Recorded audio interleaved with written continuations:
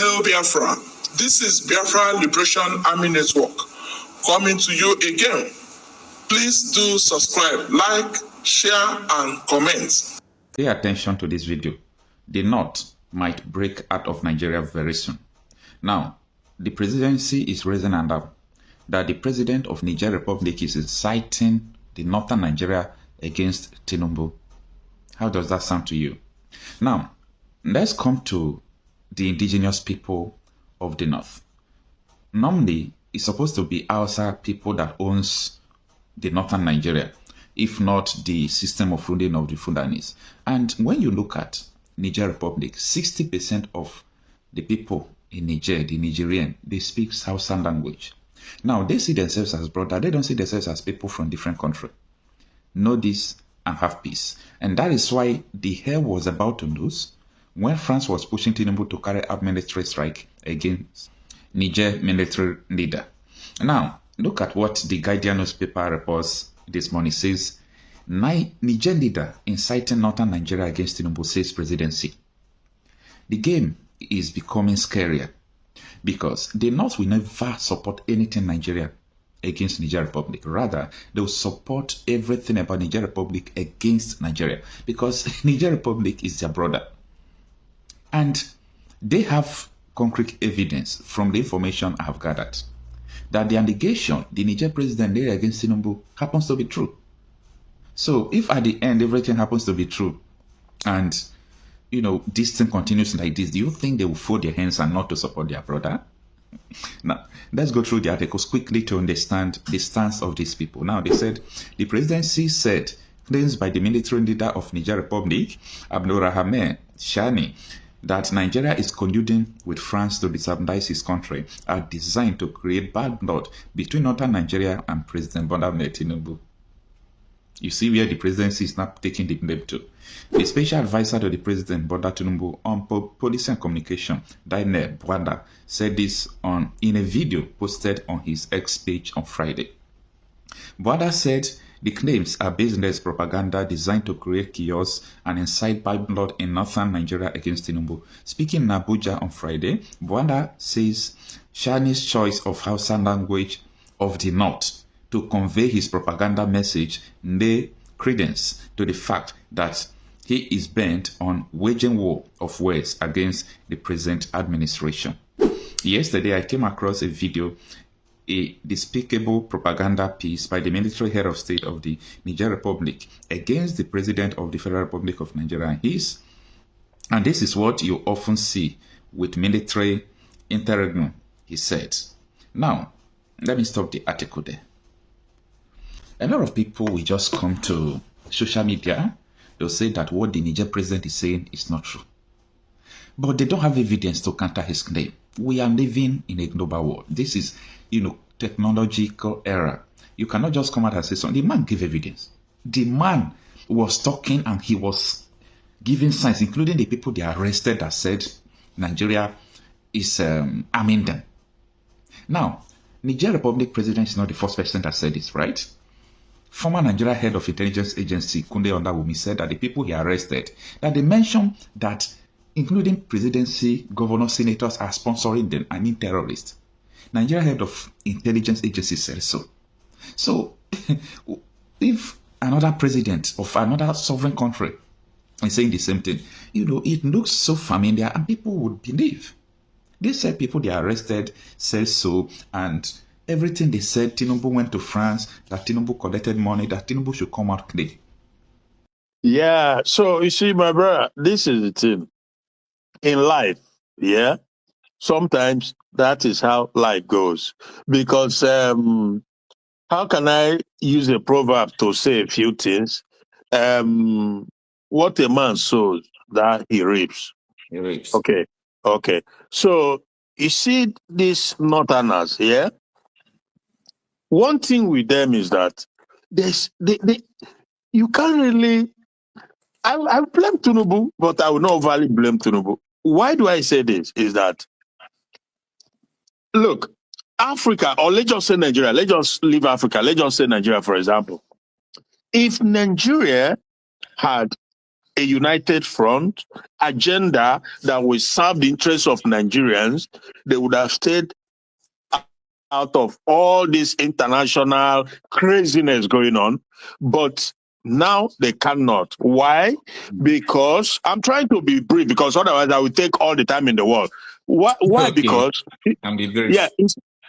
because you see the Northerners, they were happy all this while when the British gave them the support 100% to take over entire Nigeria, and they ran what I called Fulani hijacked Nigerian system under the tutelage of the British, where they were loading it. They are loading it on everybody. They will decide who be president, who is not president. They've all come together, conspired against Biafra, Igbo in particular. So in every way possible, and their main target, don't take your eyes off the ball. The Fulani, this Fulani hijacked Nigerian system, their main target is to turn the entire Nigerian space into Islamic Sharia Caliphate. And they were doing it, and they are doing it successfully. And of course, they are still pushing. But now, because Tinubu, for whatever reason, because I can't know, I won't be able to know 100% what is on the inside, because I'm not on the inside. But now, because the Tinubu is coming with the French have their own agenda, right?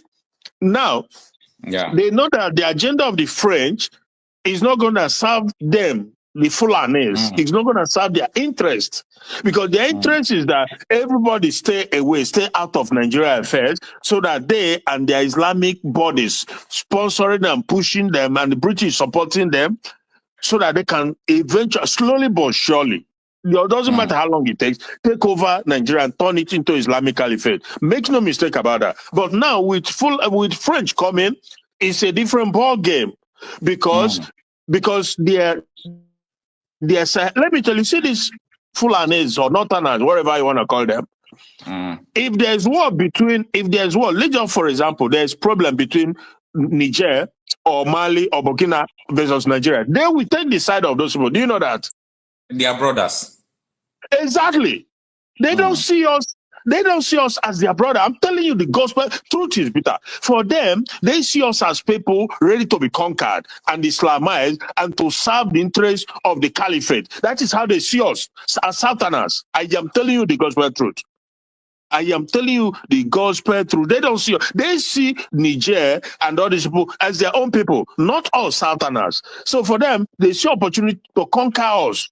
Now, so Tinubu is somebody.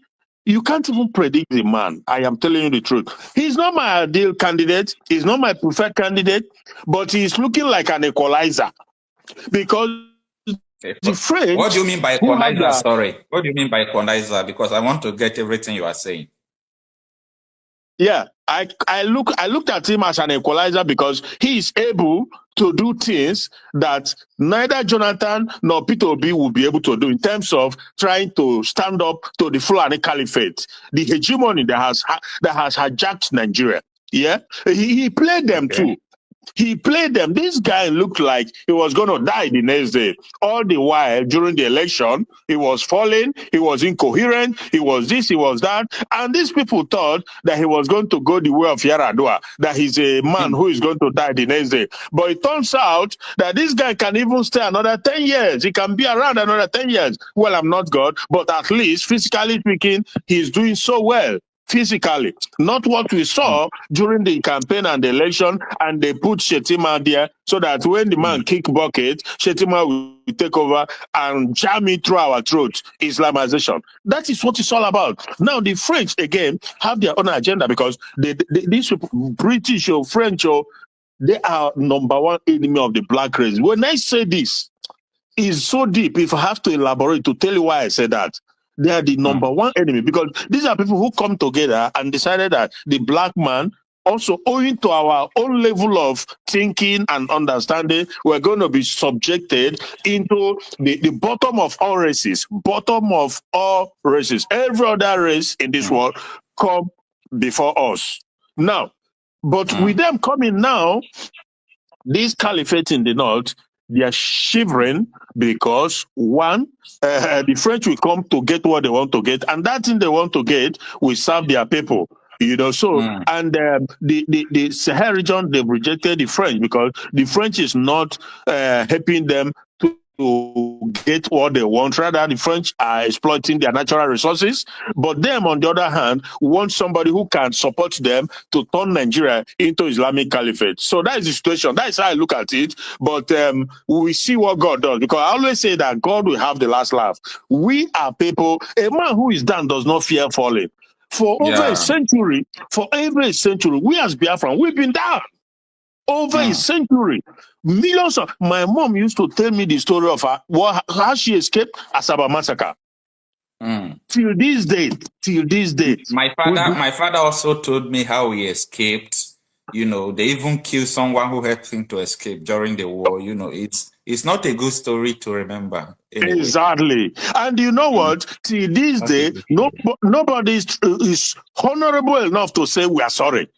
You know, and to think that the bulk of the resources of the country that built Abuja, built Lagos, came from South, whatever you want to call it, South or whatever. But the fact that a South guy, Jonathan, they call him Igbo. They see him as Igbo, right? But on one hand, they will tell you it's not Igbo, that he's from South. But guess what? They will not even allow him to fulfill his constitutional mandate. They had to gang up and force him out. But the 90-something% of the bulk of economy that built Abuja built is coming from there. But they will be the one to decide who runs Nigeria, who doesn't run, who becomes Nigeria. And they made all these conspiracy. So I tell you, this situation is deep. But like I always say, God will have the last laugh. And because we are done already, we just have to continue to push on as Biafra. For me, it's all about Biafra. And I know that it's going to be a combined effort of our effort, and Chukwu Okabiama. Everything is going to play out. We will see. All right, sir. That's my two contribution, brother.